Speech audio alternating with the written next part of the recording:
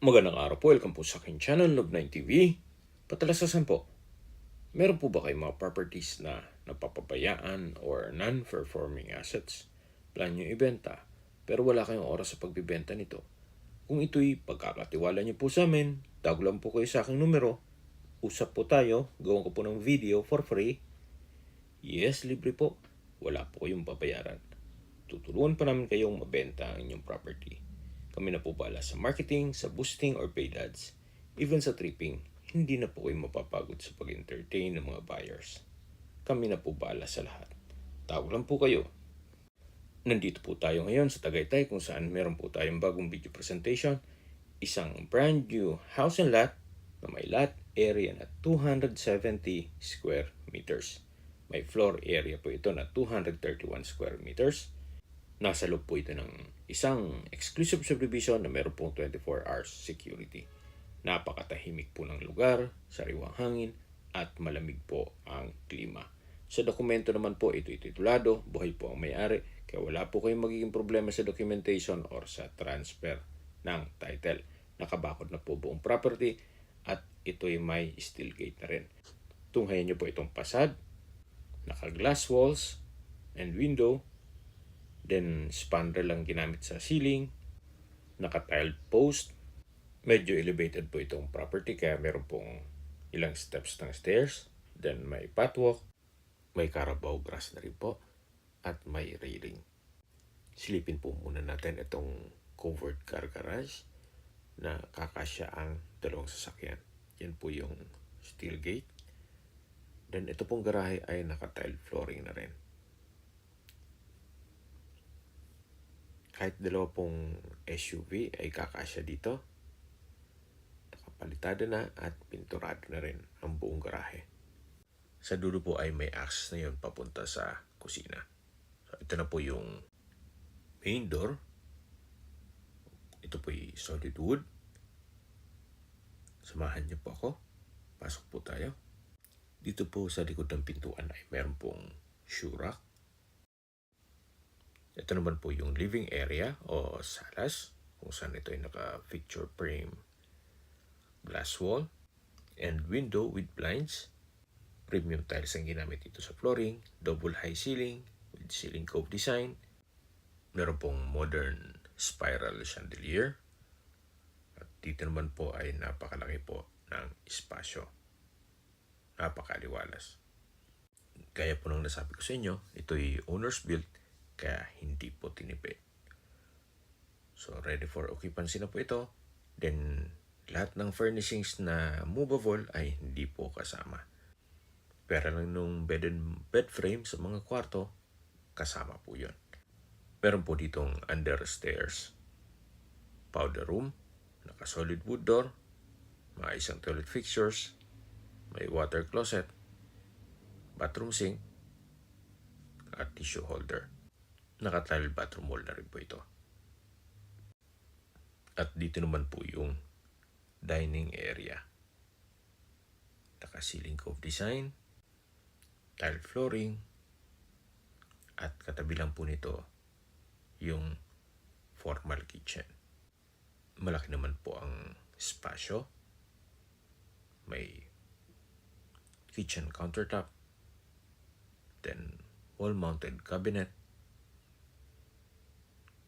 may wooden rack, then pantry, at dito naman po yung access door papunta dito sa may garahe. Yan po yung tinutukoy ko kanina na garahe na kakasya ang dalawang sakyan at yun po ang main gate. Nakabakod na po buong property and may pathwalk, paikot na po yan ang setback. Mamaya po ikutan natin yan. So ito po yung formal kitchen. Meron po itong kitchen window with blinds, double stainless sink with faucet, wall-mounted cabinet, may range hood, then gas range, may oven at microwave. Meron din po itong storage ng kitchen utensils sa baba nito. Then naka-tile flooring na rin po dito sa area nito. Yan po ulit yung dining area. Then sa dulo po may makikita kayong glass door papunta naman sa lanay. Ito naman po yung wall-mounted wooden rack o display rack at built-in cabinet. Ito po yung first bedroom. Kung meron man po kayong PWD or senior citizen sa pamilya, ito po yung para sa kanila. Meron po itong wardrobe, from floor to ceiling po yan. May mga sliding glass windows with blinds. May wooden rack at mayroon din pong CCTV ang buong kabahayan. Hindi nyo na po kailangan magpa-install. So dito naman po yung toilet and bath na see-through. Naka-glass door and wall. Sliding po siya. Then aluminum frame. Meron po itong bathroom countertop, bathroom cabinet, bathroom sink, stainless faucet, water closet with bidet, then naka-tile bathroom wall. From floor to ceiling po yan. May bathroom window at hot and cold shower. Okay, labas po tayo. So yan po, pwede naman pong patint yan kung sakaling ayaw nyo ng see-through na glass door and wall. Yan po ulit yung first bedroom. At paglabas nyo po, ito po ulit yung dining area. At dito naman po yung aluminum glass door. Then may security grill na rin. At may blinds. Access po ito papunta dito sa lanay. Naka-trellis. Then may pathwalk. Paikot na po yan ang bahay. Ito po yung perimeter fence o concrete fence. Buong property po. Meron na yan. At may pathwalk din po yan papunta sa harapan ng bahay. Balik po ulit tayo dito sa loob. Ito po yung dining area. Sa dulo yung formal kitchen. At itong natatanaw natin ay yung living area o salas. Ito pong pintuan nito ay yung powder room. So, double high ceiling po itong living area. Napakaganda po, napakaliwalas. At ito naman po yung hagdan. Malapad po siya. Naka-concrete staircase. Then, wooden handrail at tubular railing. Samahan niyo po ako. Akyat po tayo. Nandito na po tayo sa family area. Naka-ceiling cove design. Wooden design ng tile flooring. May sliding glass window with blinds. Then, dito naman po yung open below. Yan po yung ceiling cove design. Then may modern design na spiral chandelier. Naka-picture frame glass wall. Then ito po yung salas or living area. Hanggang dito po sa pwesto ko ay meron pong malaking glass wall and window. Mapapansin nyo po pati po dito sa taas ay pulidong-pulido pagkapalitada at pintura. Balik po ulit tayo dito sa family area. Malaki naman po ang espasyo nito. At ito naman po yung hallway papunta sa mga kwarto. Check po muna natin itong first bedroom dito sa second floor. Naka-solid wood door po ito. Meron po itong mga sliding glass window with blinds. May bed and bed frame. Naka-wooden design ng tile flooring. May pin lamps sa ceiling. May outlet na rin po. May molding po sa in-between itong flooring at wall. Then meron din po itong wardrobe from floor to ceiling din po yan. Then naka-soft close hinges. At may sariling toilet and bath. Naka-solid wood door. May bathroom countertop. Vanity mirror. Bathroom sink. Stainless faucet. At bathroom cabinet. May water closet with bidet. At ito po yung naka-tiled bathroom wall. From floor to ceiling din po yan. Meron din po itong hot and cold shower. At may bathroom window. Yan po, tunghin nyo po ulit itong first bedroom. dito sa second floor. So lalabas po tayo para check natin ibang kwarto. Paglabas niyo po, yan po yung family area. At ito naman po yung pangalawang kwarto.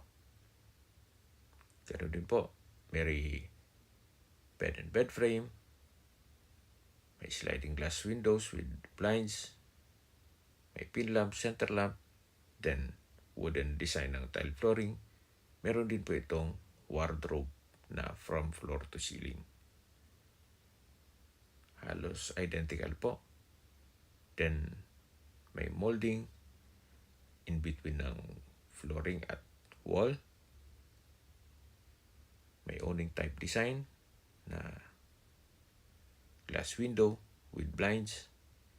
At meron din po itong sariling toilet and bath.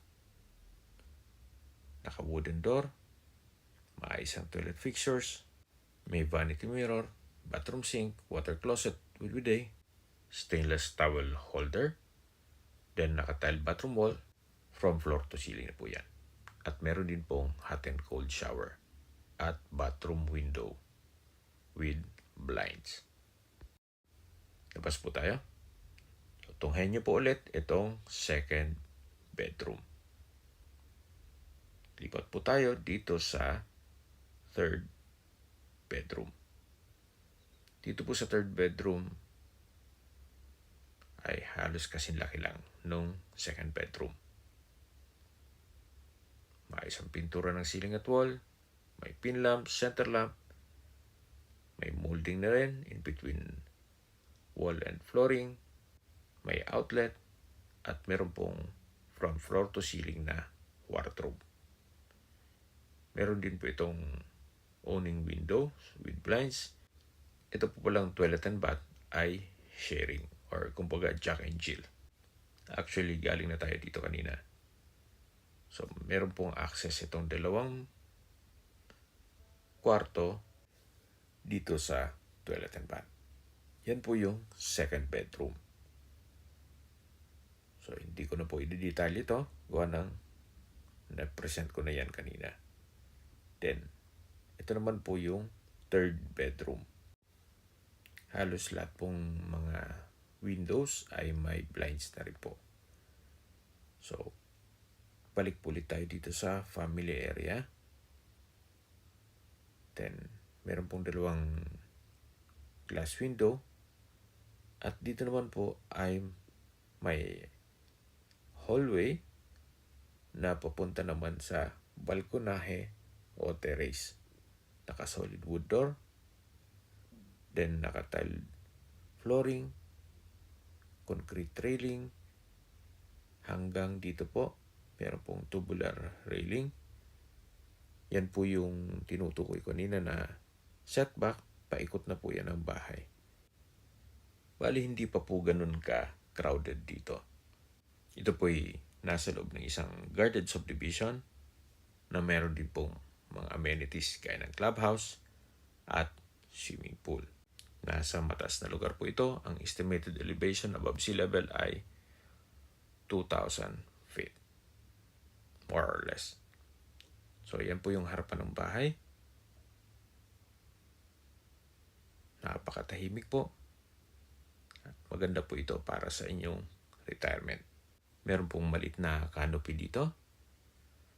At babalik po ulit tayo dito sa loob. Yan po yung open below.